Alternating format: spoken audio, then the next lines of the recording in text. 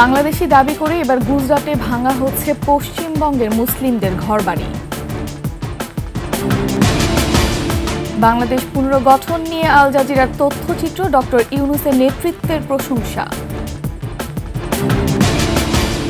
কিছুটা কমেছে মিনিকেট চালের দাম, সবজির বাজারে উত্তাপ।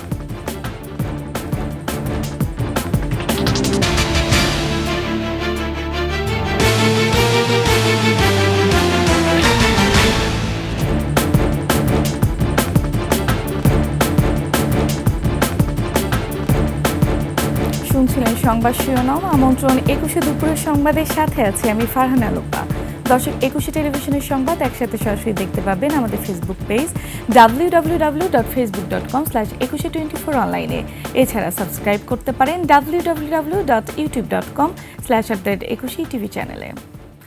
তথাকথিত বাংলাদেশি দাবি করে ভারতের গুজরাটে ভাঙা হচ্ছে পশ্চিমবঙ্গের মুসলিমদের ঘরবাড়ি। পাসপোর্ট ও জমির দলিলে ভারতীয় নাগরিক হওয়া সত্ত্বেও শুধুমাত্র বাংলা ভাষাভাষী হওয়ায় আটক করা হয়েছে 6,500 মুসলিম সম্প্রদায়ের মানুষকে।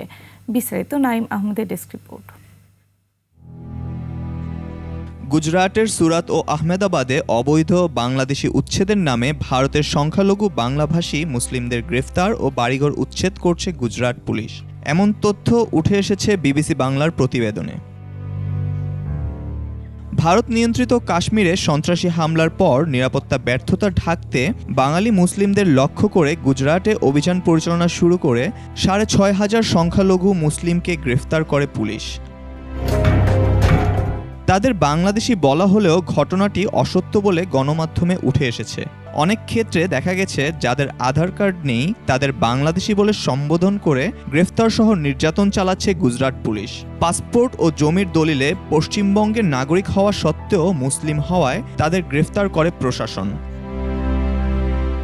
এদিকে বাংলাদেশি নাগরিক সন্দেহে আহমেদাবাদের চান্দোলা লেক এলাকায় মুসলিমদের বসতি স্থাপনা 50টি বুলডোজার দিয়ে ভেঙে ফেলেছে পুলিশ। পুলিশের পক্ষ থেকে দাবি করা হয় অবৈধ বাংলাদেশিরা এই অঞ্চলে এসেই ঘাঁটি গাড়ে এবং বিভিন্ন অপরাধে জড়িয়ে পড়ে। पूरा जो चंडोला तालाब है, यहाँ इलीगल जो माइग्रेंट जो बांग्लादेशी हैं। এই এলাকাটা বাঙালি প্রধান এলাকা। সবাই জানে বেআইনিভাবে যে সকল বাংলাদেশিরা আসে তারা এখানে এসে ঘাঁটি গাড়ে। সেজন্য বিশেষ করে এই এলাকাটি চিহ্নিত করা হয়েছে। চান্দোলা লেকের ঝুপড়িতে বসবাসকারীরা জানিয়েছে তারা বাংলাদেশি নয়, তারা ভারতীয় নাগরিক এবং তারা কয়েক প্রজন্ম ধরে এখানে বসবাস করছে। ব্যাঙ্গের দেশে বহুত কষ্ট হচ্ছে, এখন কোথায় যাব জানি না। প্রজন্মের পর প্রজন্ম বেড়ে ওঠা নিজের আবাসস্থল হারিয়ে সর্বহারা মুসলিমরা কোথায় যাবে, কিভাবে জীবন ধারণ করবে তা নিয়ে শঙ্কিত ভুক্তভোগীরা। নাইম আহমেদ, 21 টেলিভিশন। এদিকে অষ্টম দিনের মতো সীমান্তে ভারত পাকিস্তানের মাঝে গোলাগুলির ঘটনা ঘটেছে। বৃহস্পতিবার রাতে কাশ্মীর সীমান্তের নিয়ন্ত্রণ রেখার কাছে এই গোলাগুলিতে হতাহতের কোনো খবর পাওয়া যায়নি। এনডিটিভির প্রতিবেদন বলছে, নিয়ন্ত্রণ রেখায় পাকিস্তান সেনাবাহিনী বিনা উস্কানিতে গুলি চালায়। পাকিস্তানের বিভিন্ন চৌকি থেকে ছোট অস্ত্র দিয়ে গুলি চালানো হয়। পাল্টা জবাবে ভারত গুলি চালায়, তবে পাকিস্তান পক্ষ থেকে এ বিষয়ে এখনও কোনো তথ্য পাওয়া যায়নি। ভারতীয় সেনাবাহিনী বলেছে গুলির লক্ষ্য ছিল কুপওয়ারা, বারামুলা, পুঞ্চ, নওশেরা ও আখনুর এর ভারতীয় পোস্টগুলো। এদিকে মার্কিন ভাইস প্রেসিডেন্ট বলেছেন, যুক্তরাষ্ট্র আশা করছে ভারত যেন এমন কোনো পদক্ষেপ না নেয় যাতে করে আঞ্চলিক সংঘাত ছড়াতে পারে। তাছাড়া তিনি আশা করেন পাকিস্তান ভারত একসাথে মিলে তাদের ভূখণ্ডে সক্রিয় জঙ্গিদের বিরুদ্ধে ব্যবস্থা নেবে।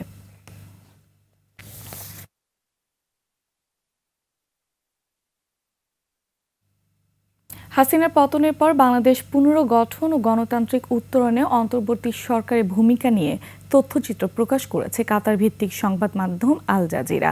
এতে প্রধান উপদেষ্টা ডক্টর মোহাম্মদ ইউনূসের নেতৃত্বের প্রশংসা করা হয়। ক্ষমতাচ্যুত হাসিনা আমলের অত্যাচার, নির্যাতন আর অপসারণের চিত্র তুলে ধরা হয় প্রায় 50 মিনিটের এই তথ্যচিত্রে, যাতে উঠে আসে কিভাবে রাষ্ট্রযন্ত্র ব্যবহার করে ফ্যাসিবাদ কায়েম করেছিল শেখ হাসিনা সরকার। বিস্তারিত নাইম আহমেদের ডেস্ক রিপোর্টে।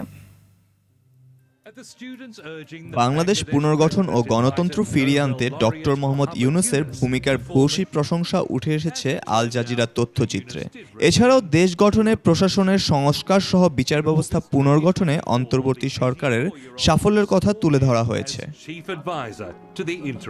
আল জাজিরা প্রকাশিত rebuilding Bangladesh democracy after Sheikh Hasina তথ্যচিত্রে ফুটে উঠেছে গত 15 বছর পুলিশ, র্যাব সহ নিরাপত্তা বাহিনীকে ব্যবহার করে কিভাবে খুন, গুম ও নির্যাতনের মাধ্যমে বিরোধী মত ও চিন্তা শক্তিকে দমন করা হয়েছিল, কিভাবে ফেসিবাদের ইতিহাস রচনা করেছিল শেখ হাসিনা ও আওয়ামী লীগ সরকার। শুধুমাত্র বিরোধী দল ও চিন্তাকে দমন করতে র্যাব ও পুলিশকে ব্যবহার করে অনেককে অপহরণ করে টর্চার সেলে আটকে রেখে করা হয়েছে নির্যাতন। মানুষ মাসের পর মাস তাকে হাত পা বাঁধা অবস্থায় একটি জায়গায় রাখা হচ্ছে, পিটানো হয়, ভয়ভীতি প্রদর্শন করা হয়, মাথার কারেন্ট শব্দ হয়। আমাকে যখন গাড়িতে তোলা হয়, তোলার পরে আমাকে পিস্তলের বাট দিয়ে আমাকে মাথায় আঘাত করা হয়। তখন আমি আমার পিছনের দিকে আমাকে ফেটে যায়। এছাড়া গত বছর কোটা সংস্কার আন্দোলন থেকে শুরু হওয়া বৈষম্য বিরোধী ছাত্র আন্দোলন দমনে কঠোর অবস্থান নেয় শেখ হাসিনা সরকার ও তার বাহিনী। সারা দেশে ছাত্র আন্দোলনে চালানো হয় অমানবিক নির্যাতন। আন্দোলনে আইন শৃঙ্খলা রক্ষা বাহিনীর হাতে মারা যায় ছাত্রসহ সাধারণ জনগণ। ছাত্র জনতার অভ্যুত্থানের মাধ্যমে দেশ ছেড়ে পালিয়ে যেতে বাধ্য হয় ফ্যাসিস্ট সরকার। তথ্যচিত্রে তুলে ধরা হয় কিভাবে ছাত্রদের দমন করতে বল প্রয়োগের ব্যর্থ চেষ্টা চালায় Sheikh Hasina. There is a lot of people killed in this movement and there was the terrible experience. আমার ফ্যামিলি বিশ্বাস করেছিল আমি আসলে মারা গেছি, তারা জাস্ট আমার লাশটা চাচ্ছিল, কিন্তু আমরা আসলে আন্দোলনটাকে ফ্রন্টের দিকে এগিয়ে নিয়ে গেছি। এদিকে আন্দোলনের সময় ছাত্র জনতার পক্ষ নিয়ে ব্যাপক প্রশংসা পায় সেনাবাহিনী। সেনাপ্রধান জানান, বাংলাদেশ সেনাবাহিনী দেশের মানুষের বিরুদ্ধে যেতে পারে না। We wanted that things should happen very peacefully, the peaceful transition, less of bloodshed, less of chaos and confusion, less of destruction of property, all this. ছাত্র জনতার অনুরোধে বাংলাদেশ পুনর্গঠনে নিজের কাঁধে দায়িত্ব তুলে নেন 84 বছর বয়সী শান্তিতে নোবেলজয়ী ডক্টর মোহাম্মদ ইউনূস। বিগত সরকারের নির্যাতন, গুম খুনের বিচার প্রক্রিয়া শক্ত হাতে পরিচালনার মধ্য দিয়ে তার সাহসিকতা ও বলিষ্ঠ নেতৃত্ব দিয়ে জনগণের আস্থা ফিরিয়ে আনার চিত্র তুলে ধরা হয়েছে তথ্যচিত্রে। Students who called me up and I said, no, not me. I don't want to get involved with running the country. You're much capable people in Bangladesh. You find them out. So I don't know. Everybody says you have to be there.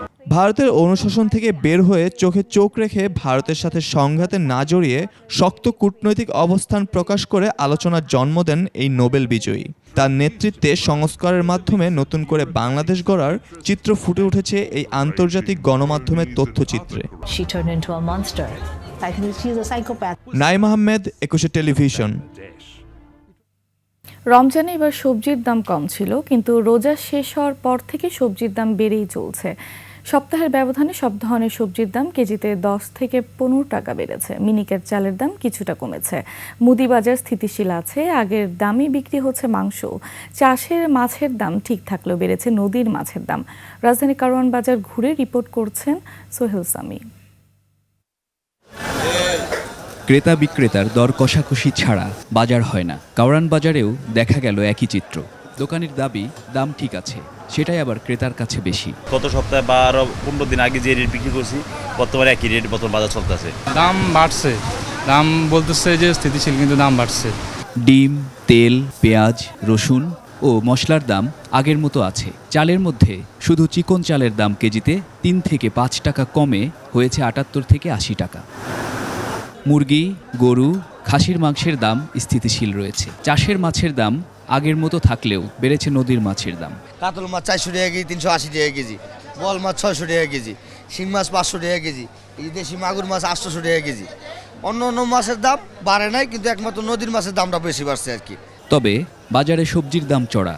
গত সপ্তাহের তুলনায় KG প্রতি বেড়েছে 10 থেকে 20 টাকা। কেবল আলু ছাড়া সব ধরনের সবজি 70 থেকে 80 টাকায় বিক্রি হচ্ছে। বরবটি ধরেন এখন নিল 80 টাকা, 50 টাকা 60 টাকা ছিল। পটলও ছিল 40 টাকা 30 টাকা, এখন নিল 60 টাকা। কেজিতে প্রতি কেজিতে 10 থেকে 15 টাকা কিছু সবজি আছে, 20 টাকাও বেশি গত সপ্তাহে তুলনামূলক এই সপ্তাহে এক কেজিতে 20 টাকাও বাড়ছে কিছু সবজি। তবে সব মিলে আগের বছরের তুলনায় এবছর দামে স্বস্তির কথাই জানালেন ক্রেতারা। দাম এখন পর্যন্ত এটা ঠিক আছে। সোহেল সামি, একুশে টেলিভিশন, ঢাকা। নিচ্ছি সংবাদ বিরতি, যখন ফিরছি তখন অন্যান্য সংবাদের সাথে আরও থাকবে।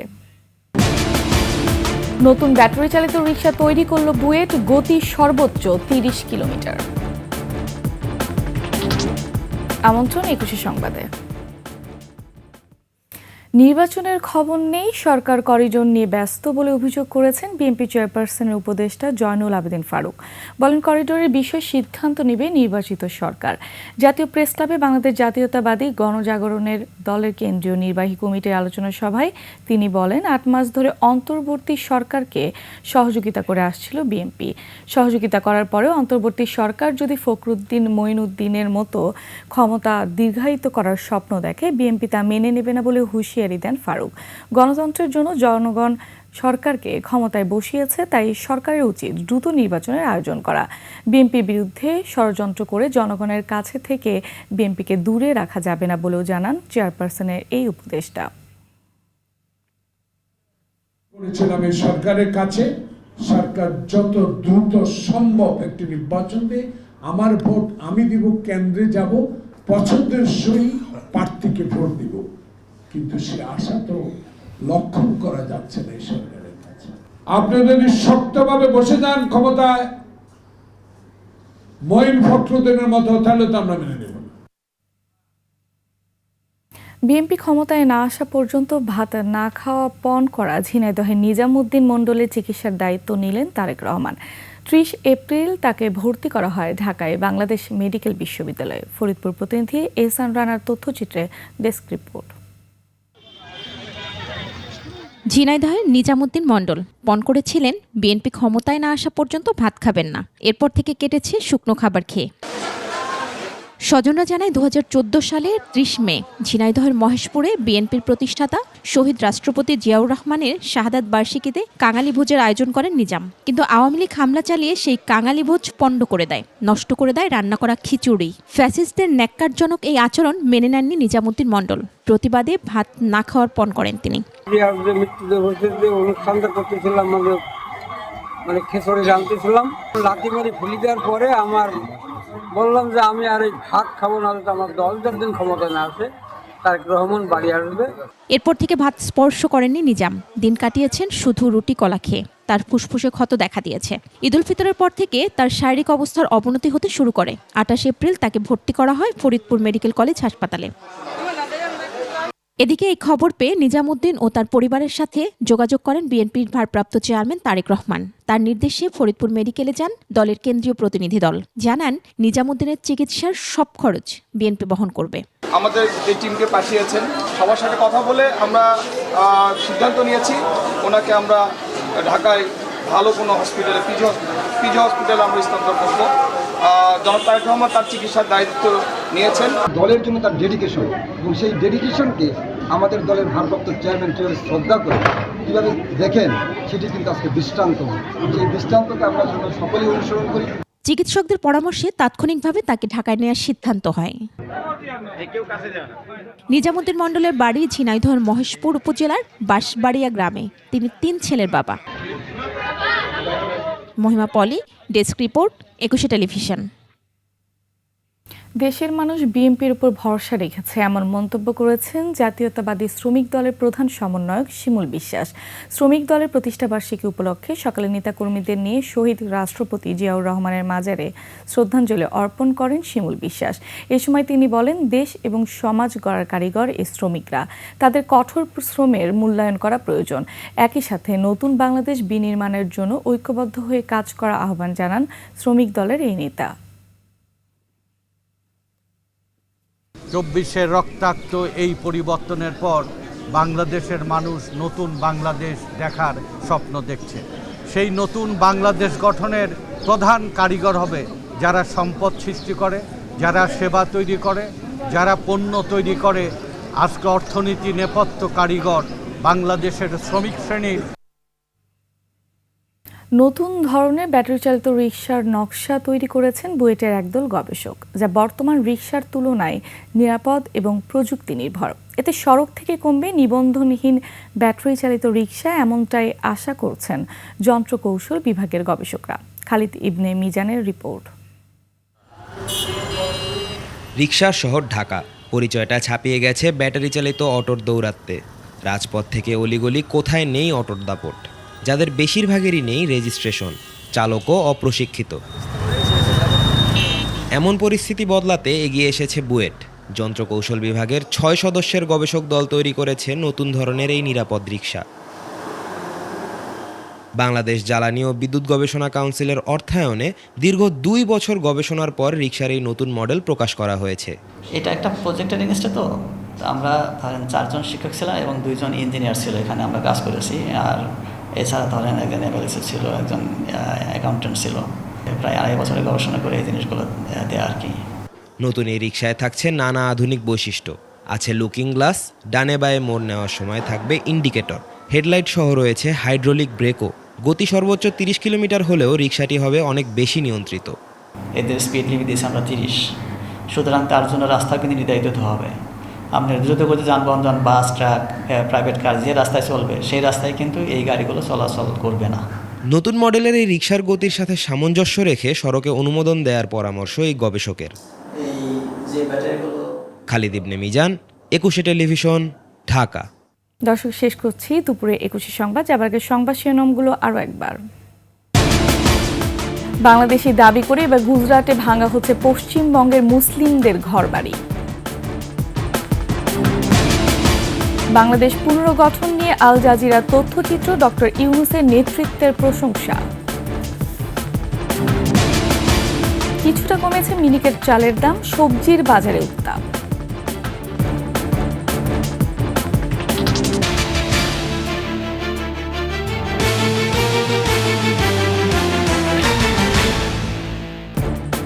সবশেষ সংবাদ জানতে ডায়াল করুন 2021 নম্বরে, ভিজিট করুন 21-tv.com ওয়েবসাইটে।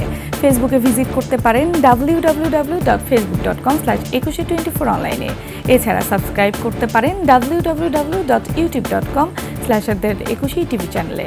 এতক্ষণ সঙ্গে থাকার জন্য ধন্যবাদ। পরবর্তী সংবাদ বিকাল ৫টায় দেখার আমন্ত্রণ রইল। ২১-এর সাথেই থাকুন।